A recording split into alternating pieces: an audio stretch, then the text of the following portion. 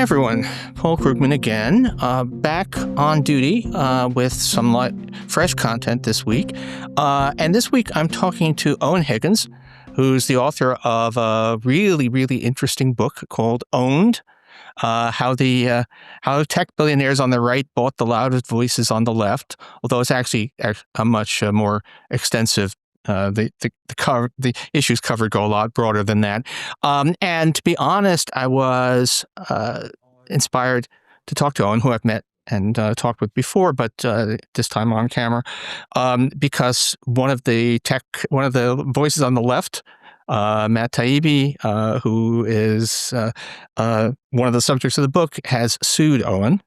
And we will avoid saying anything that might somehow prejudice that lawsuit, although it is truly absurd.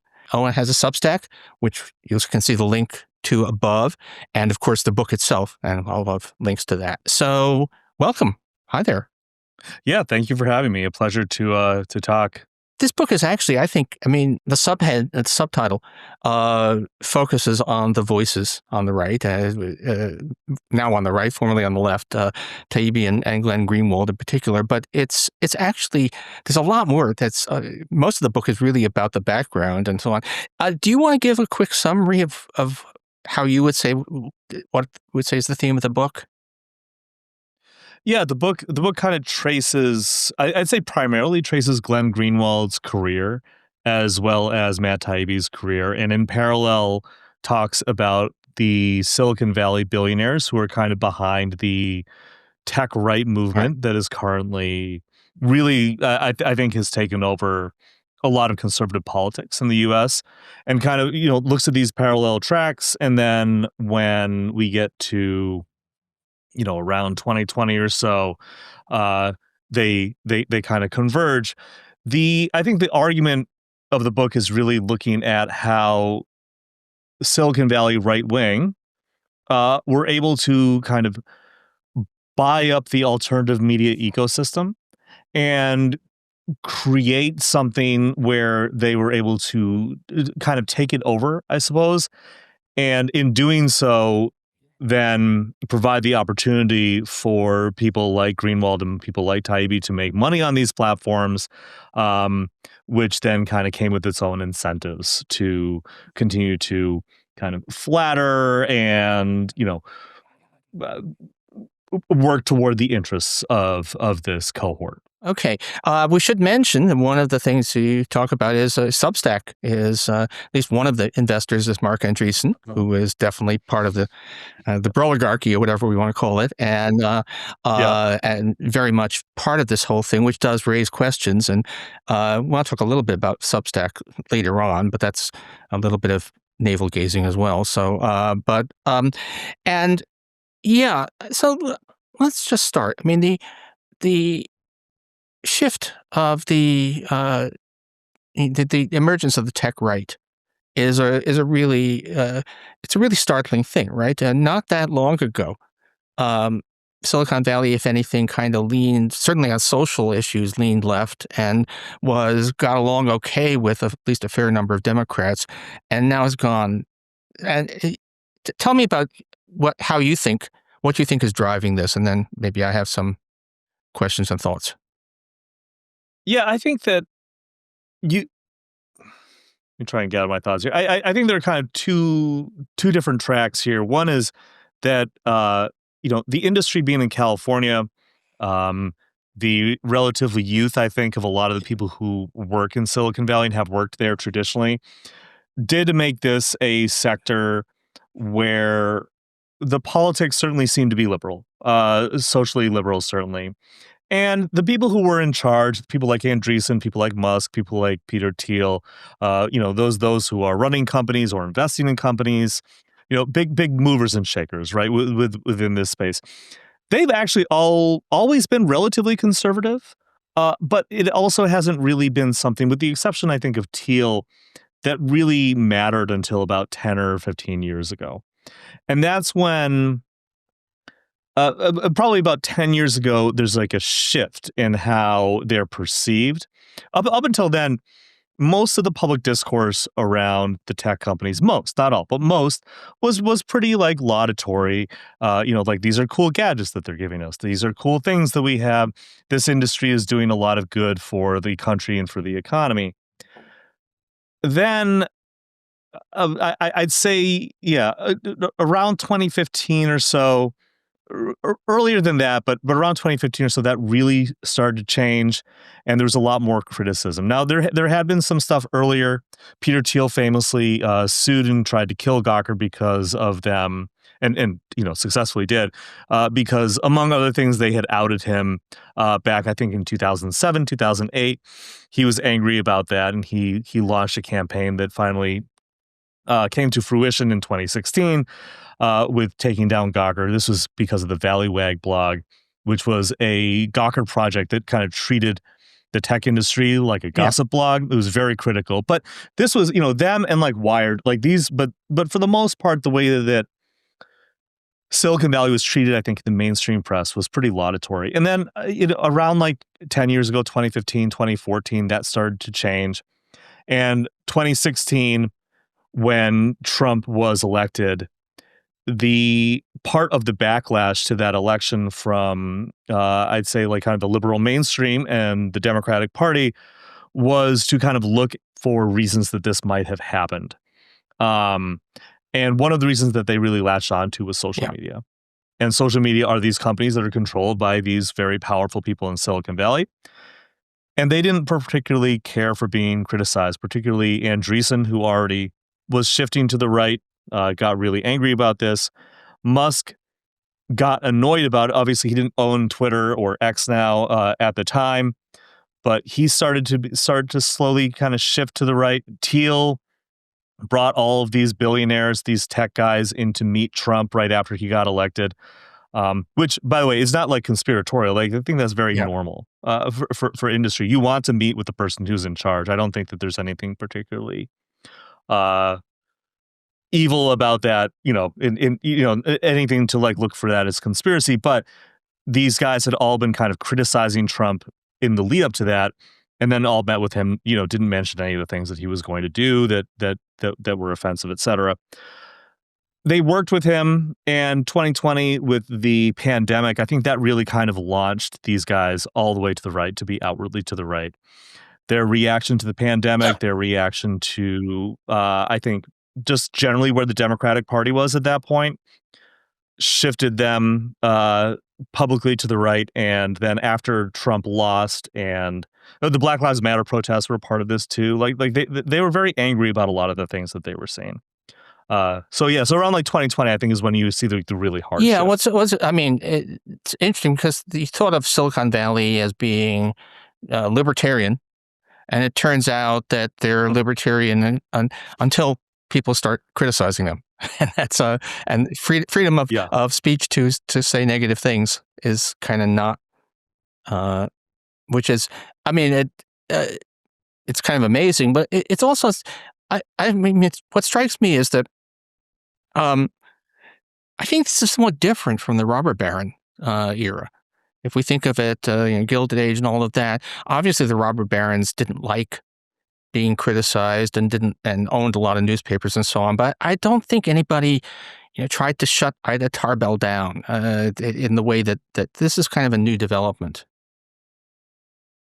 Yeah, I think, well, they went after Tarbell as far as I recall, but not as blatantly, not using the levers of power in the same way that they have used these now, right? And I think that you're right that there is a big difference between the robber baron Gilded Age time and now. And I think that it's for a few reasons. One of them, I think, really is that these companies, these people have made their fortunes in part based on government largesse, right? Like the government basically has helped Silicon Valley to develop into the economic powerhouse that it is. It obviously helped the robber barons as well, but there is a certain. I wonder if it's that they feel like they're just owed this by the public and by the state, and that therefore, like they get angry about it if they don't receive it. I'm not sure. That's speculation, of course, but there's also this feeling of noblesse oblige, I think, that you had more during the Gilded Age with the robber barons, and you just don't really see that with these guys. They don't think that they owe anybody anything.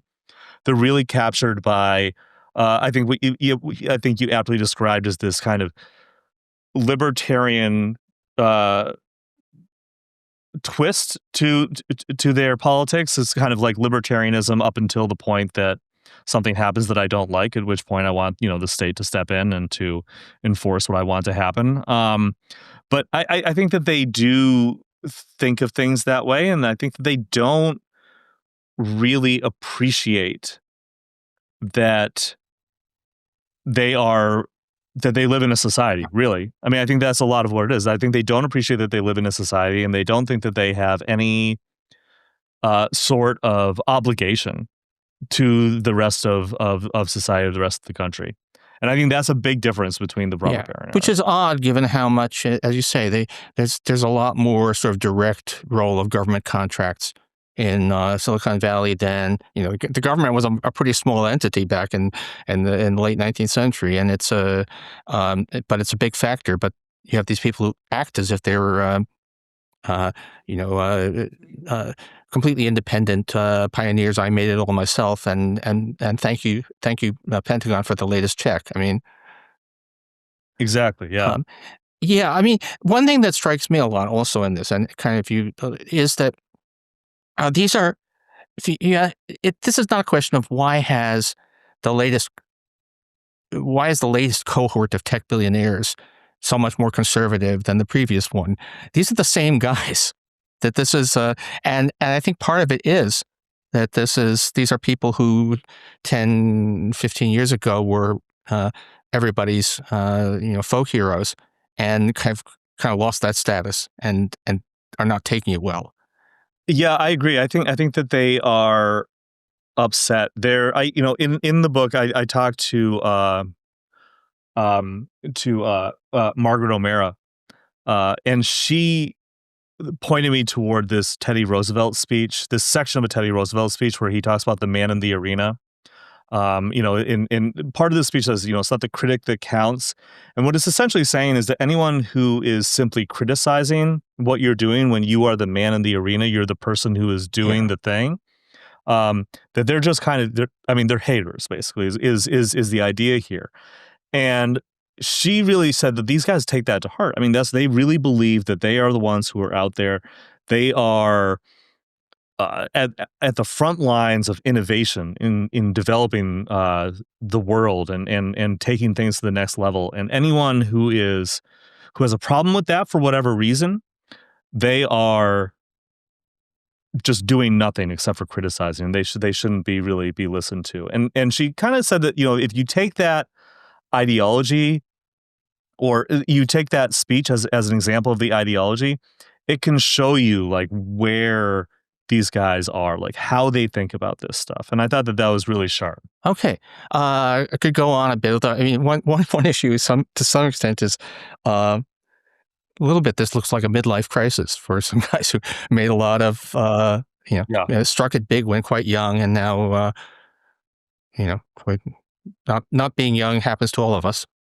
But yeah. I mean, I think Mark Andreessen is a really instructive case. I mean, I think he's really interesting. There's a reason that he drives a lot of the background of the book, and that is that he creates or co-creates Netscape Navigator in his early 20s.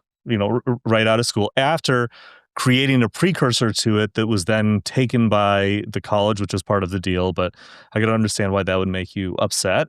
Netscape Navigator, then Microsoft sees it as a threat, basically uses its monopoly to kill it.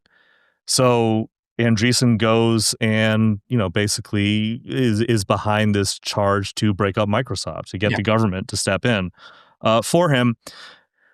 I mean, the government does, but at that point it's too late. Netscape is dead, basically. He goes and he becomes a VC. It takes him a little while to have some success at that, but then he eventually does. But while I don't share his politics, and while I'd like to think that I wouldn't come to the same conclusions that he came to, it is very easy to see like how at his age, in his 50s, he would be this kind of conservative guy, having had these experiences from when he was in his 20s, an innovative thinker, right? So, and all of these guys, as you say, right?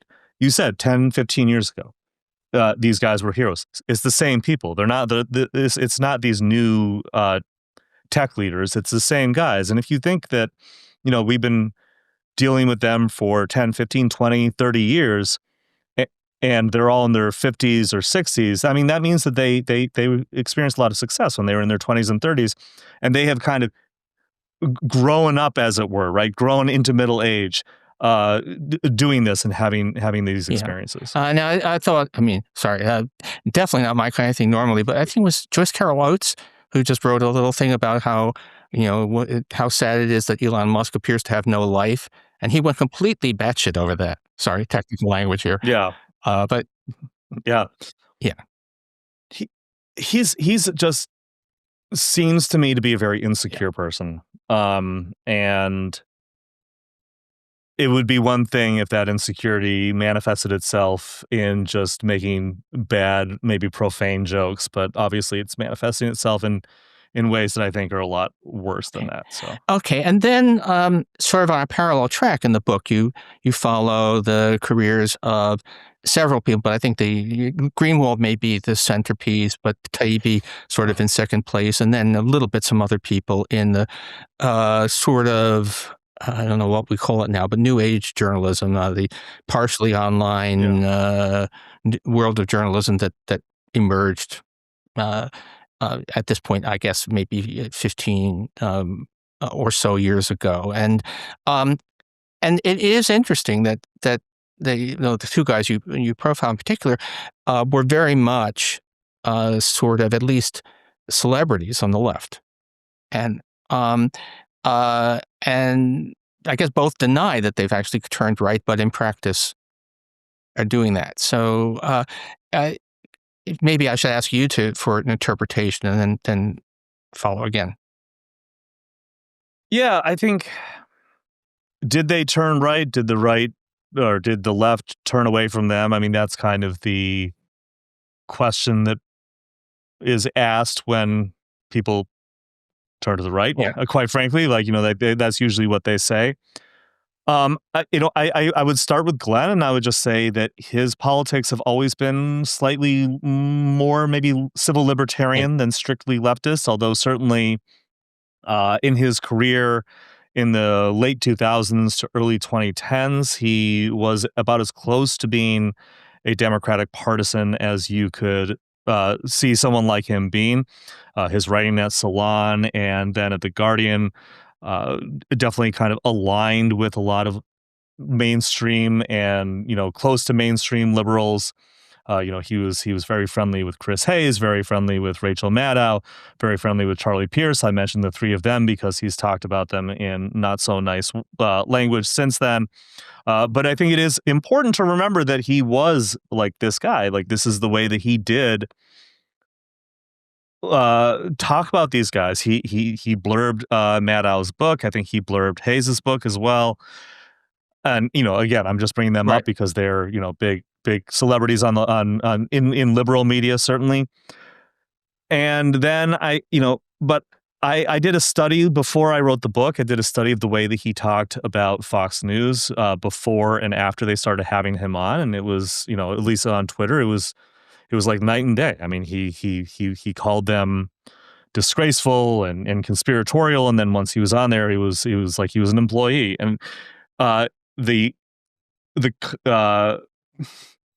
the other side of that is the way that he talked about MSNBC when he was on there a lot was very laudatory, very complimentary. And then when they stopped having him on, it became very insulting. So I think that has something to do with his political shift. I think as well, he was, and in my mind, I think rightfully disgusted and angry with a lot of the things that Obama did that were kind of continuations in his view of the sins of like the Bush administration with the war on terror, right? And like, I think that's a principled stand that he took. And I think that whether you agree with it or not, it wasn't coming from anything other than expecting a change where there maybe there wasn't one, or not the change that he may have wanted.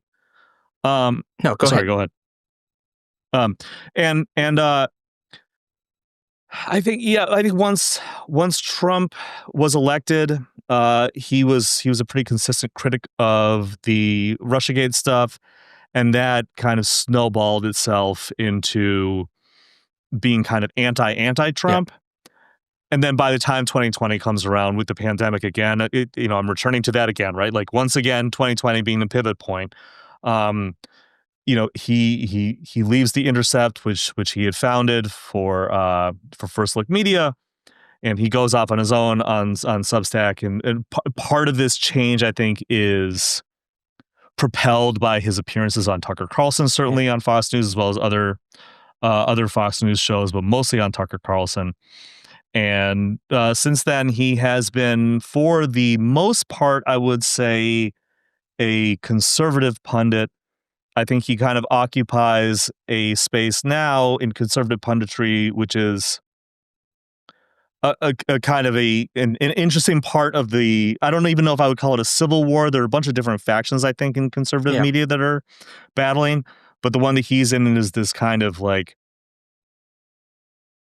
certainly anti-Israel, anti the war in Gaza, but also kind of sort of anti-imperialist as well, while having some social beliefs that I think kind of would tilt further to the right than he used to be.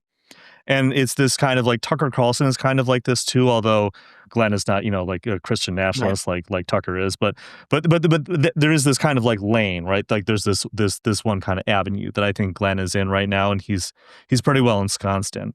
And so he has reinvented himself, I think, a few times over the last few years, but the one trajectory I think that has been the same is that he has been a conservative Yeah. pundit. And okay, and Taibbi, again, don't want to say too much because of lawsuit, Yeah, but also somebody who was, I mean, I yeah. remember post financial crisis, Well, yes. he I was mean, one of the most extravagantly critical. Goldman Sachs is a vampire squid attaching itself to the nation's face or something like that. yeah, yeah. I mean, the blood funnel. I mean, all this stuff is in the book. Yeah, It's not in the lawsuit, so I have no problem talking about this. I mean, Taibbi, really started his career doing an expat paper in Moscow. Came back to the U.S., worked his way through a few different publications, and ended up at Rolling Stone, which is where he wrote that famous line. He did a lot of political reporting. I would say that he was kind of more of a partisan liberal at that time, even yeah, than Greenwald was. Um, really just anti-Republican. Of course, he had critiques to make of Democrats, and I think that any pundit or reporter worth their salt is willing to throw punches on either yeah, side, right? But I would say that Taibbi's attacks on Republicans were more vicious and personal, I think, than Greenwald's were. Kind of going with his whole Hunter S. Thompson-esque, Taibbi's Hunter S. Thompson-esque kind of affect. And what happened to him really is that Me Too happened, and that came out. He also had spoken out against the Russiagate stuff and had experienced kind of the same kind of liberal mainstream consequences, I guess, that Glenn did. But Matt wanted to, I think, this is my interpretation of what he did, but it seems like he wanted to kind of reset himself with the liberal mainstream. And so he wrote this book called I Can't Breathe about Eric Garner. And I think this was supposed to be like his moment to really reset himself. And right as he was about to go on book tour, the Me Too movement hit. And about a month later, all of his writing about women, yeah, at the Exile, which is the paper in Moscow, came out. And it really just like torpedoed his reputation in liberal spaces. And he started to kind of I think he was very wounded by that. He seems to have been very wounded by that, and over time, again, we get to 2020, and he just kind of goes anti-vax. He goes further and further to the right. He's not a Rolling Stone anymore now. He's just on his Substack, and eventually this turns out to get him noticed by some allies of Elon Musk, who then refer him over for the Twitter files. Actually, just curious. I mean, you described the pandemic as a kind of big turning point for a bunch of people, both the tech bros and some of the journalists, and which I have to say I find a little bit puzzling because uh, if you're writing for a living, remote work was my life was surprisingly undisrupted by the whole thing. I mean, and I'm not quite sure why it hit people so hard. Yeah, I I mean, I share your feeling on it that in a lot of, especially as far as work went, it didn't really Yeah. change things too much. It just meant that I didn't go into the office at where I was working at the time. I just wrote from home. I think that for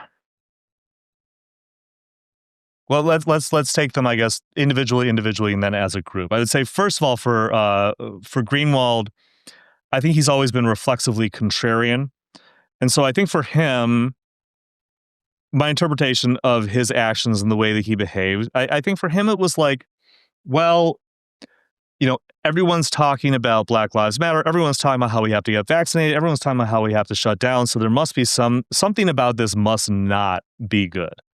Like if everyone's saying it, Right. it can't be good. Or if that's the general consensus, then there must be something to complain about. And fair enough. And I think that in the beginning, he took the pandemic quite seriously. But he had his things. I think that one big thing was that he got mad that people were protesting for Black Lives Matter because it was like we were supposed to be in a lockdown and it was liberal hypocrisy or something like that. Okay, I mean that's kind of standard like conservative punditry, but you can kind of see things changing a little bit there. And but also there was the election. I mean, I kind of put his real shift to 2020, but I think that it was the confluence of a number of factors. I think for him it was less the pandemic exactly, and more just all of the stuff Yeah. that was happening, and it just kind of shoved him into this. Well, I don't want to take away his agency. I think that he kind of shoved himself into this Yeah. corner, where that's where he wanted to go, and I have heard through the grapevine that maybe the inciting incident for him leaving The Intercept, which was him wanting to write about the Hunter Biden laptop, which at the time that he wanted to write about it, the contents. There was no way to know that the contents were real, and so the editors there. I saw these email exchanges. I wrote about this before I wrote about the book. I saw the email exchanges, and editors were basically saying, we can't say this stuff because we don't really know like how this person got this laptop. This might all be true, but we just don't know. And with the election coming, it could be, and if you excuse the technical language here, but a rat fuck. And so we want to make sure Yeah. that we're doing the right thing here. For Taibbi, I don't really know what it was about the pandemic. Maybe it was that he saw that he could get a new audience by leaning all the way into ivermectin and anti-vax stuff and hydroxychloroquine and all of this stuff. But that's what he did. I think that maybe he saw an angle on the left, right, to present himself as someone who was saying the same things Trump was saying, but saying them in a lefty way. I don't really know like what his motivation was. All I know is that if you look at where he ended up, right, by the time that Biden wins, they're not even talking about January 6th here, but like, by the time that Biden wins, I think he's pretty solidly on the right. He starts to have some views on, or at least to express some views on trans rights that I think were certainly offensive to some people on the left, myself included.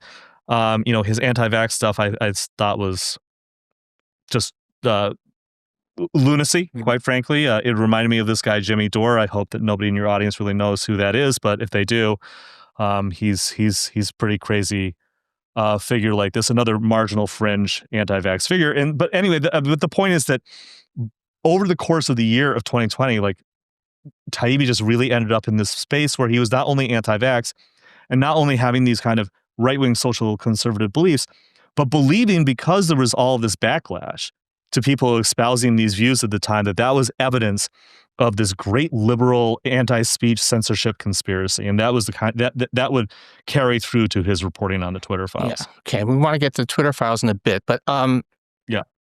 now I've been trying to think about rereading your book and in political science. Okay. Well, I guess not just, but anyway, we talk about horseshoe theory, which is that the far left and the far right are actually in some ways closer to each other than either is to the center, and which looks kind of real in a lot of places. But this isn't exactly that. It's more that people who are whose brand is being provocative and contrarian, that is quite easily switched from left to right. Is that's how I read it.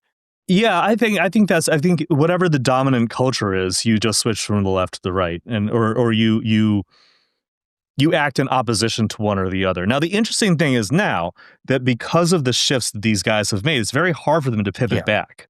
It's very hard for them to switch back to the left. And as you say, this isn't horseshoe, because horseshoe theory, I think when I think of that, it's like, okay, well, during like the Bush administration, how I felt about the war in Iraq and how like a Ron Paul person might have felt about the war in Iraq may have been similar, like on the surface. Right. Like we may broadly agreed on that, but we didn't really agree on like why that was or really anything else.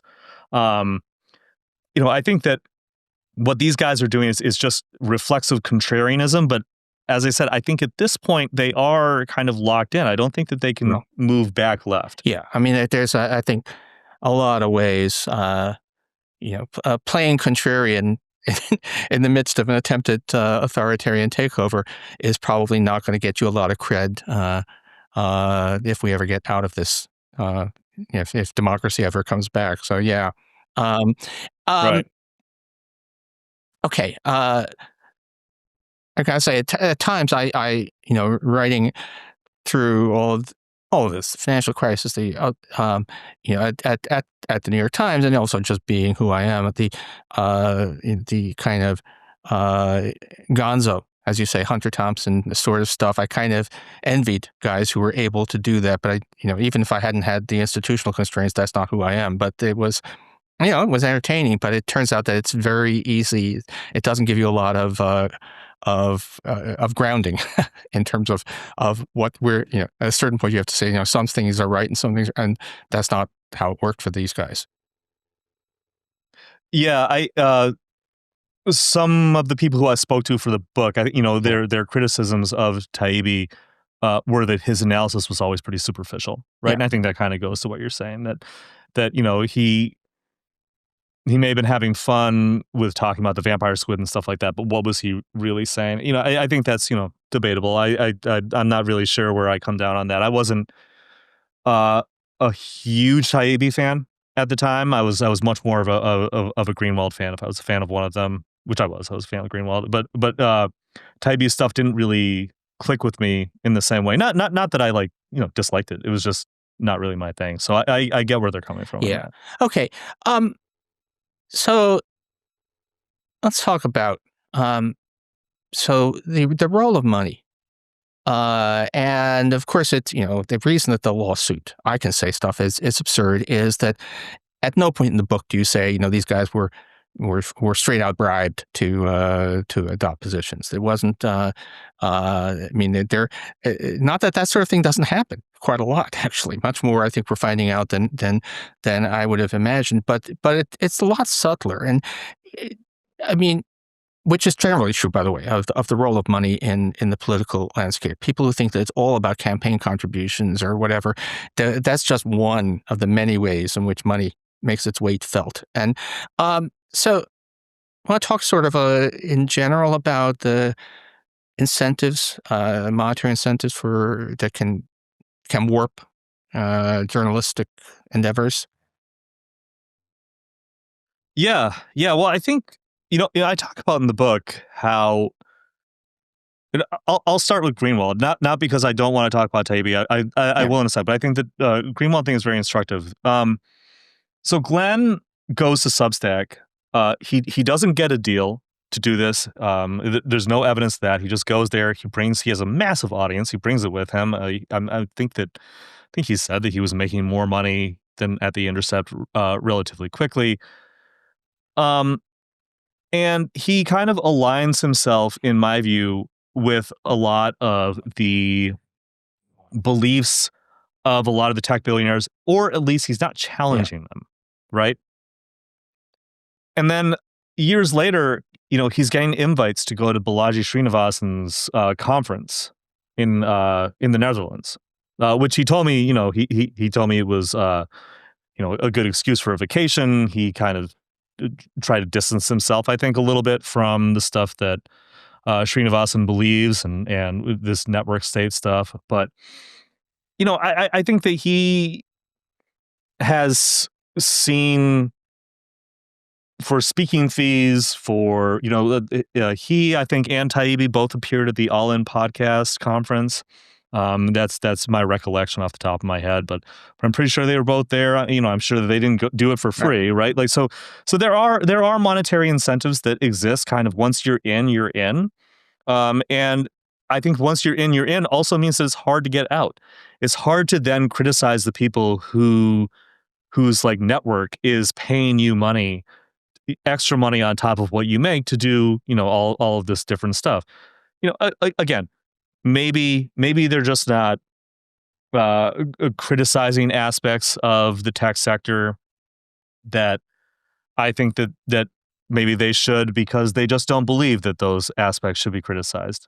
Maybe Glenn thought crypto was really great because he really did think crypto was really great, and not because the people who, not because Jack Dorsey was, promising to give a donation to his dog charity. Like at the same time, Jack was like, endorsing crypto. Maybe, but I just find that kind of hard to believe.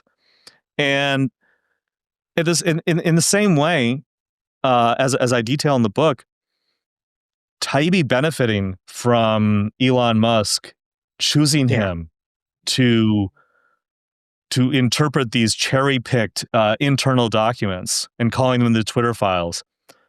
To say that his audience didn't increase would be ludicrous. I mean, like we all saw it increase. I mean, that's what happened. And so there are very clear ways that people with more power and influence can approach people who have power and influence and offer them even more, and offer them the opportunity to see their role kind of expand in the discourse and monetarily. Yeah, I mean, I see this all the time. Even aside from journalism, if you're an academic economist with some foot in the sort of policy world, there are just a lot of individually quite innocent, but it just a lot more doors are open if you're right leaning than if you're left leaning. It's just it's what always makes people who think that there's this massive left wing bias in academia. Certainly not in my corner of academia. The incentives are all the other way. Right. I mean, it's the same with history, which is my academic background, my dad's academic background. If you're a historian who has a left wing or a liberal background, that doesn't distinguish you from the rest of the field, really. But if you're a historian like Niall Ferguson, then there are a lot of opportunities that are open to you. Yeah. Ferguson is putting his Orient on economics as well. I have to say, quite a few got a lot of attention for saying things that were just flatly wrong. Yeah. Well, having read his books, that would track. And no, it was definitely so. I mean, that's the kind of gravitational pull of money is out there, but but some of it clearly was, in this case, really targeted. This is actually the kind of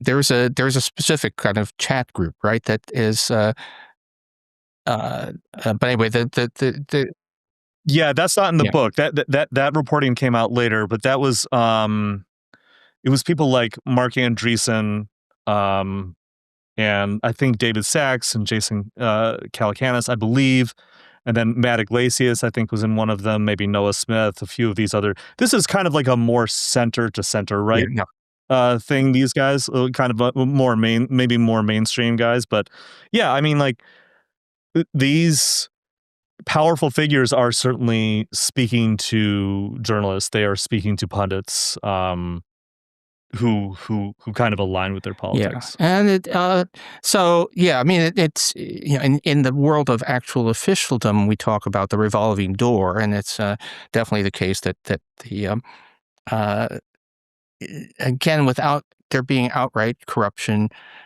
people handing over bags of money, which also does happen, but that the influence of the lure of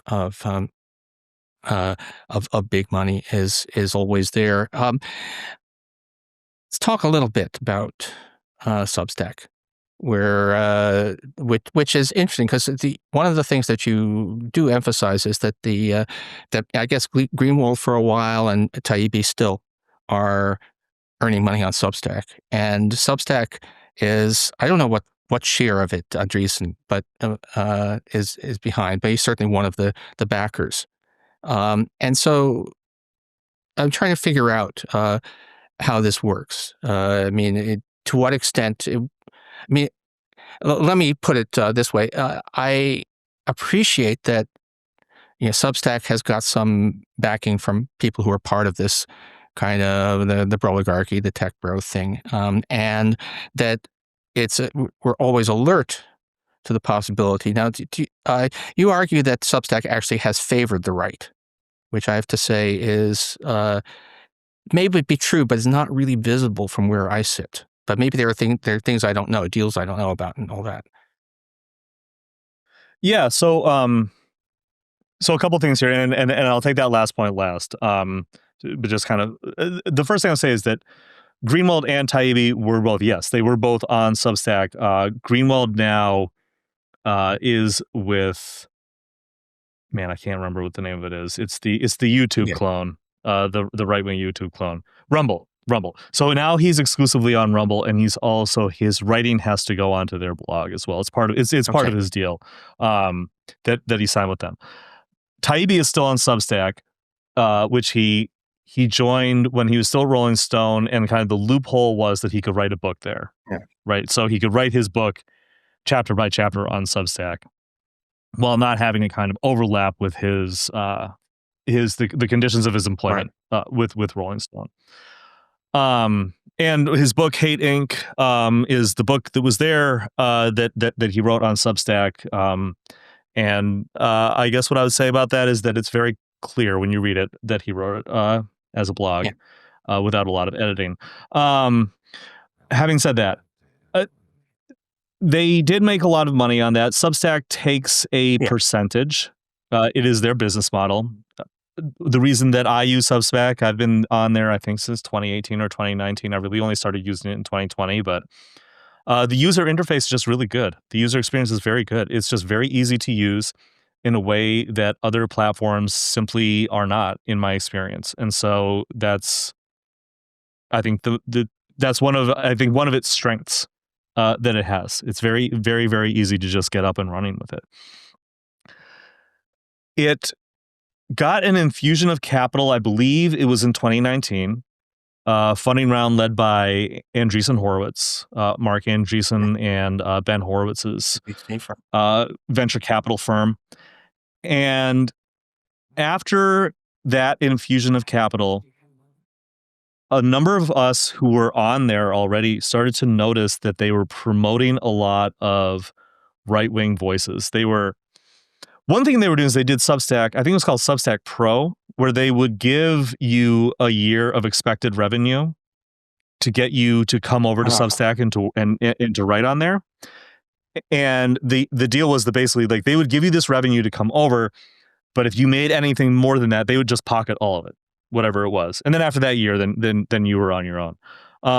For some people, this worked out really well for them. That for a year they got to do whatever they wanted, and then they either kind of cobbled it together from their revenue there, from freelancing or what have you, or they moved on. For some people, Matt Iglesias has talked about this a number of times. He took the deal. He went over there and he made Substack so much money.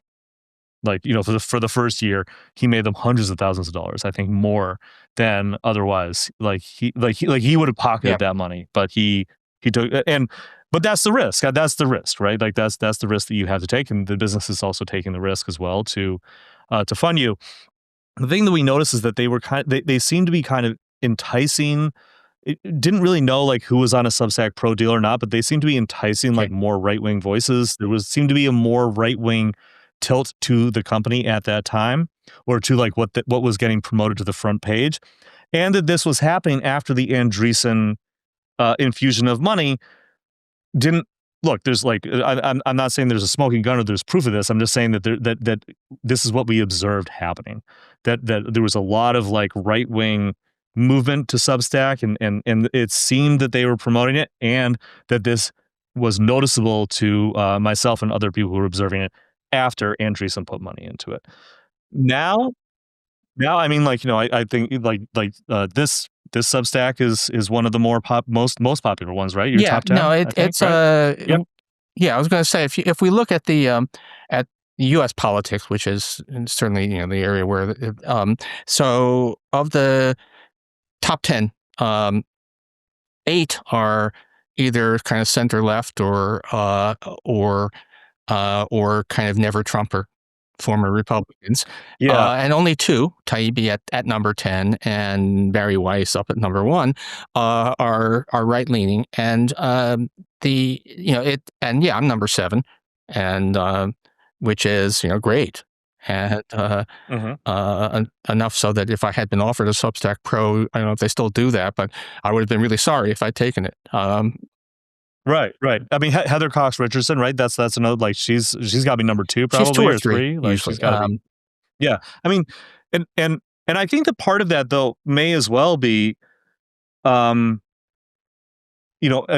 reaction to how politics have changed over the last few years. Because as I recall, and this is my recollection, but as I recall, like back, 5 years ago, I think it was like, Andrew Sullivan was up there, and Greenwald and Taibbi, and like all these kind of right-leaning figures, especially as Biden was elected in the wake of the pandemic, in the wake of the Black Lives Matter protests. So, I think the top 10 now, as it stands now, has been kind of stable for quite a while, but the time period that I'm talking about is about like 4 or 5 years ago, and as I recall, it was kind of the top 10 tilted more to the right, and the stuff that was kind of getting pushed onto the feeds tended to be further to the right. It was a. I wonder also to some extent that that may have been what people actually wanted, and it's also possibly, I think, a misjudgment on the part of management that they didn't understand. I mean, who would have predicted Heather Cox Richardson, right? I mean, no, but she found a niche, and she has really exploited it to a crazy degree. I mean, it's really it's amazing what she's been able to do. 2.7 million, but who's counting? Subscribers, and just people want that sort of earnestness, and they don't want actually. It turns out the fireworks. That's what I've been finding. That she consistently puts forward a view of politics and history, I think, that is really palatable to a wide audience, and that's really hard to do. And well, I would say, I mean, we're being self-referential here, but everybody who's above me on the list, except for Free Press, I feel kind of earns that position by doing real reporting, by doing really hard work, or it's not let's put it this way: if they start to play around with it, if they try to do an X to Substack, I mean, if the tech guys wanted to, they it's all pocket change to them. So that they want to just destroy the financial base of it, sure, they can afford to do that, but it would destroy the financial base because that's not what people are looking for. No, they're not. And I think at this point, they're not going.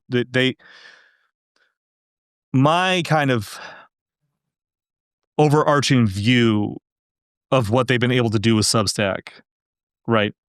That what they wanted to do to disrupt the media has already been done, right? So it's already been a success. I don't think that investing in Substack was investing in Substack in order to. Let me try and say this a different way.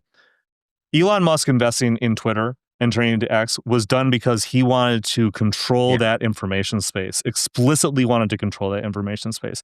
When I look at things like Substack, Colin, it's gone now, but the podcasting network that I had a show on that David Sachs funded, right? Rumble, the YouTube clone that has taken a lot of money from Peter Thiel. These other platforms that have come and gone, they have existed to kind of decentralize the media and depower the media. And I think the depower part is really important. And to take these prolific writers and these prolific personalities in the media and to take them from these institutions where they are and to kind of bring them out and to just kind of diffuse things. And I'm not even saying that that is necessarily a bad thing at all. I'm just saying that they're not doing it because they want to have more voices out there. They're not doing it because they want to have good investigative reporting from Substack and the New York Times and the Washington Post and wherever else, right? They're doing it because they want to depower a media structure that they feel has not treated them the way that they want to be treated. Yeah. Well, it's an interesting thing. I mean, it's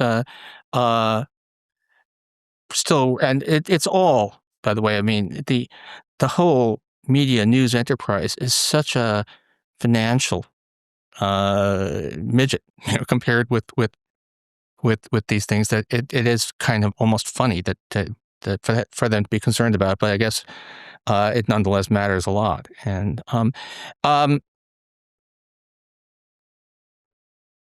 would just can I just add one thing to that really quick, just to say that that's a really good way to look at CBS News and what's happening with CBS News, right? Like that doesn't make a lot of money. It can shape opinion, but it doesn't make a lot of money. Like they're not going, like if the Ellisons lose money, CBS News loses like tens of millions of dollars a year as it is. If they lose more money on it, turning it into a propaganda network, they don't care. That doesn't matter. But they do still, it is really funny, right? They do still really care though that the media is nice to them, that the media, because they do understand the importance of the information landscape.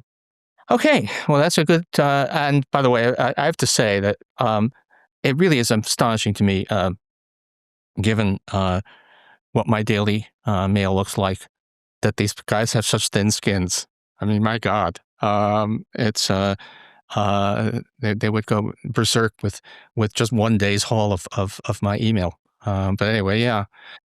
Well, look, this is really, really interesting, and I have to say, I used to envy the showboating guys a little bit, for their ability. But after your book, I was thinking, thank God. Being a little bit dull, a little bit boring, at least in terms of presentation, has its virtues, and it's and okay, and well, again, for everybody watching, Eoin has a Substack, has this book which you can see behind him on the shelf, and it's it is really fascinating and quite a portrait of the world. Thank you very much.